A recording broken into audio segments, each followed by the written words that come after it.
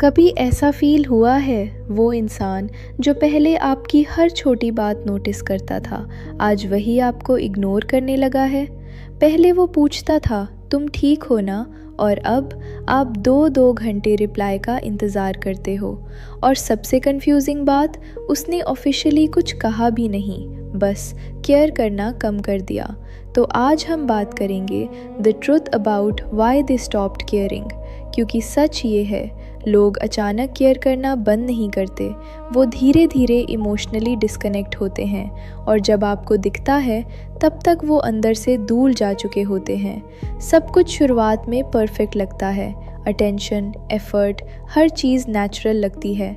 आपको लगता है ये जेन्युइन है, ये रियल है।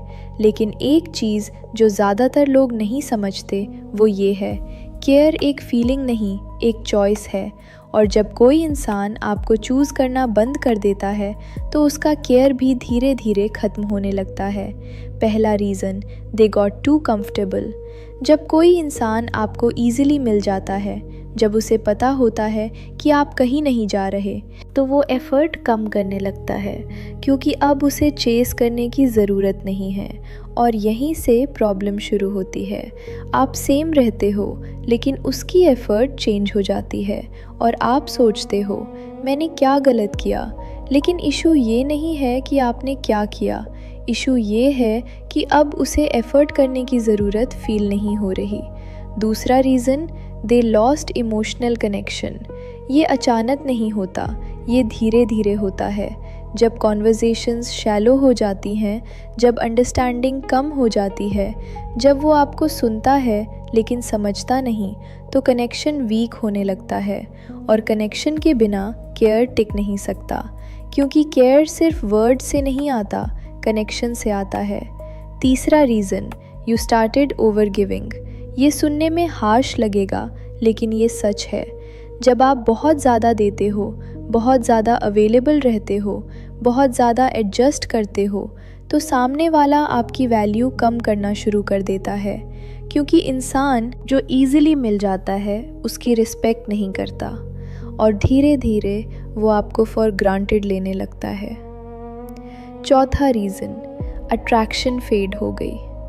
अट्रैक्शन सिर्फ लुक्स नहीं होता, ये एनर्जी होती है।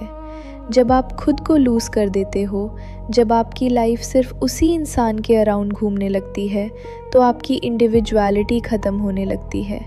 और जब इंडिविजुअलिटी ख़त्म होती है तो अट्रैक्शन भी धीरे धीरे फेड हो जाता है।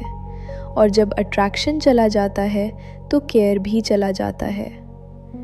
अब सबसे इम्पॉर्टेंट बात, लोग केयर करना इसलिए बंद नहीं करते क्योंकि आप इनफ नहीं थे, बल्कि इसलिए करते हैं क्योंकि वो अब आपको सेम वे से फील नहीं करते। और ये बहुत पेनफुल होता है, क्योंकि आप वही इंसान हो लेकिन उसकी फीलिंग्स बदल चुकी हैं। अब यहाँ ज़्यादातर लोग सबसे बड़ी गलती करते हैं, वो और ज़्यादा कोशिश करने लगते हैं। ज़्यादा मैसेज, ज़्यादा कॉल्स, ज़्यादा अटेंशन। सोचते हैं अगर मैं और ट्राई करूँगा वो वापस केयर करने लगेगा, लेकिन रियलिटी उल्टी होती है। जितना आप चेस करते हो उतना ही सामने वाला डिस्टेंस क्रिएट करता है, क्योंकि अब बैलेंस टूट चुका होता है। एक इंसान इन्वेस्ट कर रहा है, दूसरा बस रिसीव कर रहा है, और यही इम्बैलेंस रिलेशनशिप को डिस्ट्रॉय करता है। अब सवाल ये है, अगर कोई केयर करना बंद कर दे तो आपको क्या करना चाहिए?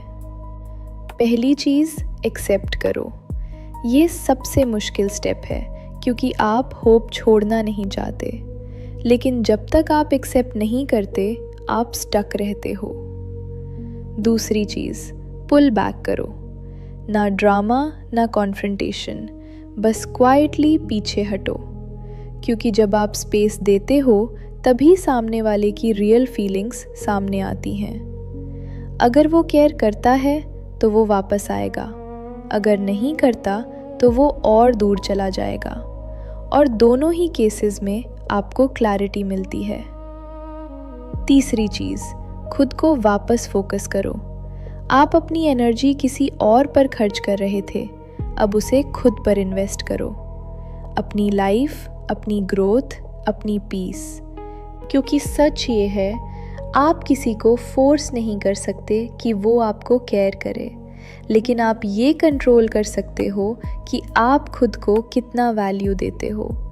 और जब आप खुद को वैल्यू देना शुरू करते हो तो आपकी पूरी एनर्जी बदल जाती है, और तब या तो वो इंसान वापस आता है या फिर कोई बेहतर इंसान आपकी लाइफ में आता है। और आखिरी बात, अगर किसी को आपको लूज़ करने का डर नहीं है तो उसे आपको रखने की वैल्यू भी नहीं है। और ये हार्श है, लेकिन यही रियलिटी है। इसलिए किसी को इतना भी इम्पोर्टेंस मत दो कि वो आपको इग्नोर करके भी आपको खोने से ना डरे, क्योंकि सही इंसान आपको इग्नोर नहीं करता, वो आपको चूज़ करता है हर दिन।